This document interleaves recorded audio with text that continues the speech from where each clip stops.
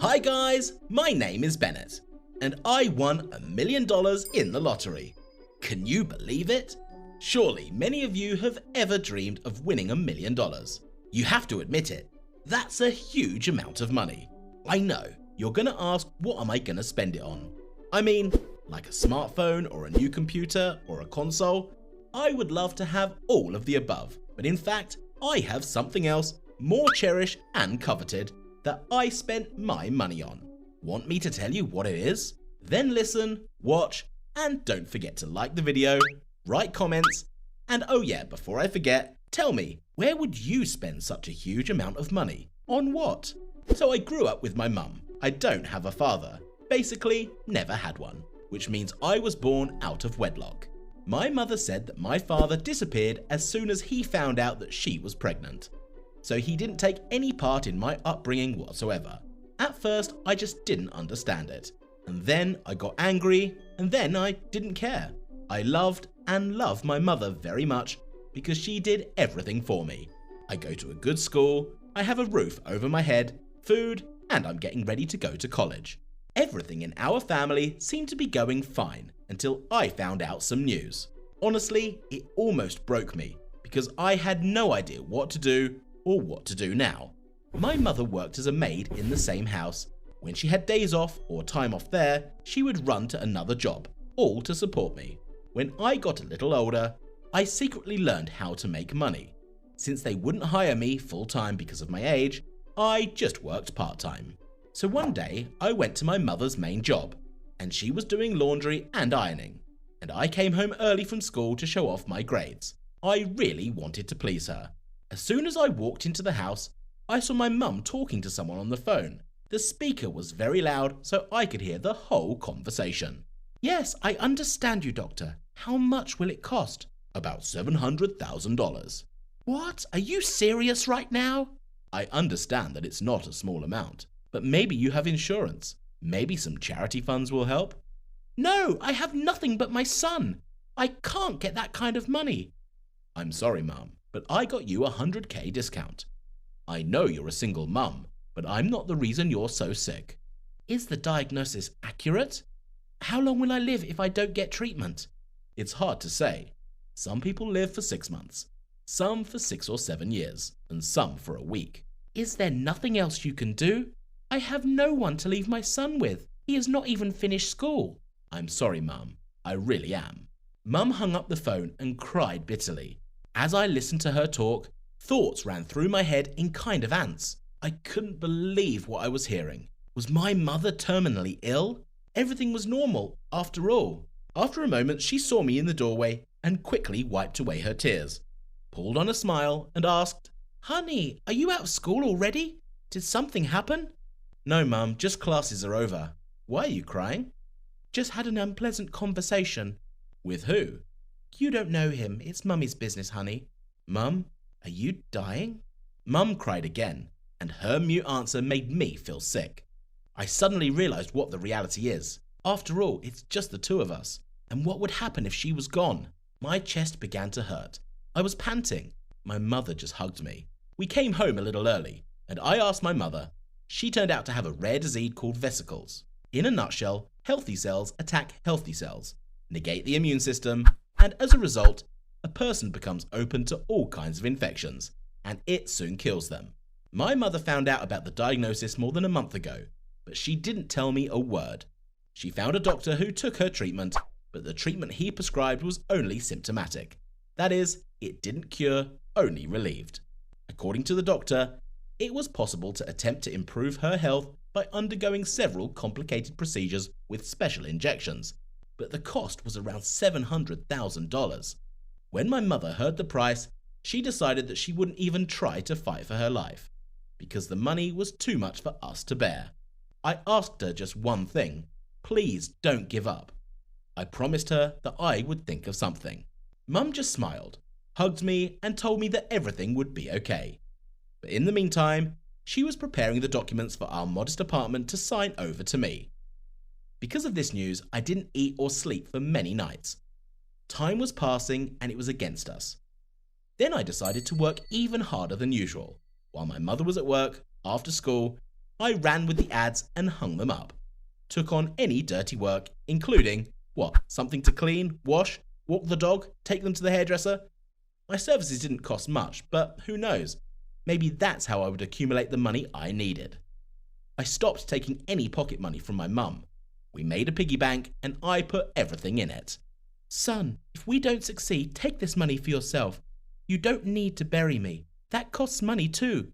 Keep it for college. You have to study. You have to have a future, not like mine. Mum, it's gonna be okay. Don't worry. You won't get rid of me that easily. You'll have to blush for me at school meetings.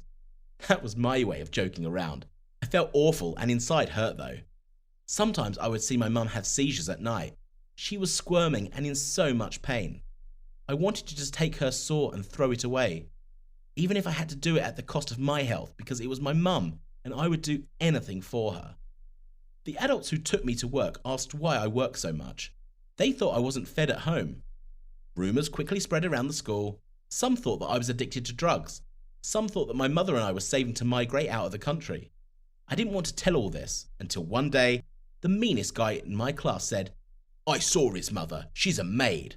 Maybe she's pregnant by her master and they're saving up for an abortion." These words made me jump him right out of my seat, throw him to the ground and start punching him in the face. I was barely dragged away. Sure enough, a few minutes later, I found myself in the principal's office. That's where I burst into tears. I told everything as it was, and the principal didn't punish me. "Look, Bennett, it's a lot of money, but have you tried a lottery ticket?" "Are you serious?" "Well, yeah, what if you get lucky?" "I've never been lucky. People like me don't get anything for nothing." "You try it." My classmates looked at me differently after we talked. Apparently everyone had already found out the truth, but I didn't care. I had to find the money. A couple of days later, I come home from school and saw my mother, and she was lying on the floor convulsing. I was really frightened and called an ambulance. They gave her an injection and she fell asleep. The disease was progressing. I jumped out of the house and bought some tickets. Not a single win. I just sat on the ground and cried. Our director walked by. He stopped and asked what I was doing. I explained everything as it was and he saw my lottery tickets. "You just don't know how to pick." "Why? Is there some kind of distinguishing mark?" "Sort of. I'll show you tomorrow. But in the meantime, go home and be with your mum." The next morning I got to school, and when I opened my locker, I saw I had a lottery ticket. I rubbed it a couple of times and I couldn't believe my eyes. It said 1 million. I just went crazy with happiness. I screamed and cheered. The director saw it and said, "This is how it should be." Overjoyed, I wanted to cash the money and the director said he would do it himself because a passport was needed there. Mum was thrilled at the news and couldn't believe it was happening to us. The cash was brought home to me and 2 days later, we put Mum in the hospital. The doctors performed an urgent operation, injected a bunch of medications. In general, they took care of her, but there was more treatment to come. But the important thing was that we had started. I ran to the school to thank the principal. His door to the office was slightly open. I heard the teachers talking. "I think it's right. He only has a mum. We won't be poorer because of this money, but we will save him and his mum's life." "I agree too. Bennett is a good boy.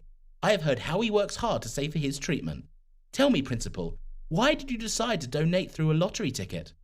"I don't want Bennett to feel indebted, because it wasn't just me who raised the money. It was you and almost 1 million other people.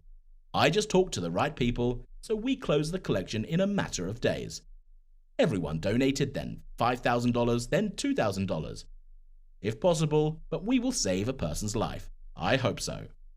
You know, what I heard struck me. How cool the people around me are. I thanked them all, wrote a letter, and distributed it online because my mum was saved. The money we raised was more than enough. We were even able to pay off some big debts later. So who says there is no such thing as a miracle? Tell me guys, did you like my story? Write your opinion about it in the comments down below the video. Don't forget to give it a like, share the video with your friends, and subscribe to the channel. Hi everyone, my name is Ralph. I want to share with you the story of how I adopted my son, but it got out of my way. I tried my best to be a good father, but in the end I became his worst enemy. Look at my history and write your opinion in the comments, what you think about this. In general, it was like this. I was 20 years old when I met and fell in love with the girl of my dreams. Her name was Sarah. She was so amazing that my head immediately blew off. I was sure that she was my destiny, so I did not hesitate, and after a couple of months I made an offer. Everything was fine with her until it came to the kids. We couldn't have a baby, and it was a nightmare. Sarah was obsessed with pregnancy and did everything she could to make it work. Sometimes I felt like she was challenging herself and couldn't carry out the plan, which made her feel bad. In the end, when we were running around the hospitals, when the strength and money were already running out, she offered me to take a foster child. To be honest, I didn't like this idea right away, because I believed that we still have time. After all, it's only been a year. I was sure that I just need to try again, maybe stupidly change the situation, and that's it. But Sarah did not listen to me. She ran around all these orphanages and looked for a child for us. She didn't even really consult me, and we had a lot of fights about it. In the end, she chose a boy in one of the boarding schools. You know, his name is Sam, and he was already 14 years old. Yes, this was far from a baby. Moreover, he already had a well-established mindset. He was not stupid, far from stupid, but so sharpened by the fact that he lives only one day. Sam was wild, like everyone else from boarding school, I think. In short, our first meeting with him took place, in fact, already at our home. I didn't go to pick him up from the orphanage. I decided to go to work instead. Sarah was beaming with happiness, but she knew I didn't support the idea. I held out my hand to Sam, and he looked at it like I was showing him my fist, very aggressively, so I took my hand away and went to my bedroom. In the evening we were going to dinner, and I sat down in my usual seat, but Sarah asked me to move. You see, Sam liked my place. I was indignant. They say I had been sitting there for a year, but Sarah asked me to give up the child. Okay, I agreed. After a while, it turned out that he liked my mug, my plate, my razor, my towel, and robe. I became really angry. What else could he like next? Maybe I belong in this house. I was angry with myself, but I didn't say anything yet, so we lived like this for about a week. It seemed endless, and I wanted it to be over and Sam to go back to his room, but I knew it would be cruel of me to take him there by the hand. And Sarah, she devoted all her time to him, didn't even pay attention to me, didn't talk to me, didn't look at me, and didn't even listen. She was fully occupied only, as she said, with our son. But what can I do? I didn't feel that it was ours. He was a strange adult guy to me. What kind of son can he be to me? One day, Sarah ran off on business and left us alone. We sat down to breakfast. As soon as she left, I immediately took out my phone and began to stare at it and eat more. Sam turned up the TV and looked at it. A few minutes later, I heard him rummaging in the purse that Sarah had left behind. The guy took her wallet, pulled out the money, and put it all back. I'm just freaking out from such impudence. Why did you take someone else's money? Not even shy, I asked maliciously, and Sam says to me, it's not your money, I want to take it. I tried to explain to him that this is our money and that he is like our son and so we do not have in the house, but brazenly told me that Sarah is his new mother and that she loves him more than me and that very soon I will not be in this house. And then I burst out. I got angry. I started yelling at him, and then Sarah came in. She saw such a picture, Sam is still an actor, immediately fell to the floor and pretended to hit him. I told him it wasn't true, that he'd made it up, but Sarah wouldn't listen. Well, then Sam said I yelled at him for stealing money when he didn't take it. Sarah reached into her wallet and couldn't find any money, so I told her to check his pockets. Sam turned them out and showed them that they were empty. But how is this possible? I saw it myself. Then Sarah came up to me and felt my pockets, where she found the money. How did he manage to slip them to me and when? Do you understand what happened after that? That's right, Sarah kicked me out of the house. Sam got his way, he pushed me out, and now he had no boundaries. He took my rightful place. Sarah didn't even look at me as I packed my bags, and the nasty guy opened the door for me and waved goodbye with a grin. I was so angry. I went to see my colleague. It's good that he took me in and told him about the situation. Then he asked me to stay with him temporarily and come up with a plan to get back. A colleague said that there would probably be a time when Sam decided to steal from Sarah very big and that this would require proof. Of course, not all at once, but it's worth waiting and catching the moment. First of all, on the advice of a colleague, I wrote to Sarah that I love her, but since there is no place for me in the house, I am leaving for my homeland. She knows where I'm from. It was important that she knew I wasn't here, and that Sam found out. As we all knew, as soon as I kind of left, the little bastard got really fucked up. While Sarah was at work, he didn't go to school, threw parties at our house, drank alcohol, and smoked drugs. I caught it all on camera. Sam stole a car from our neighbors and got drunk behind the wheel. He crashed the car and immediately called Sarah and said it was all my fault. That is, her husband.